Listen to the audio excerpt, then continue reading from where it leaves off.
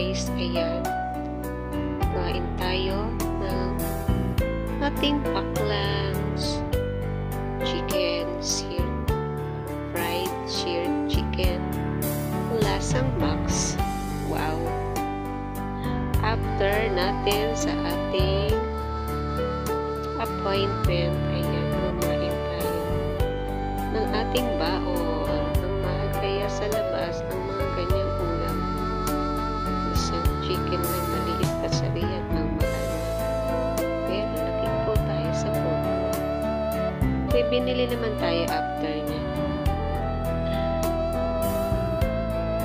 Kaso hindi na natin na video.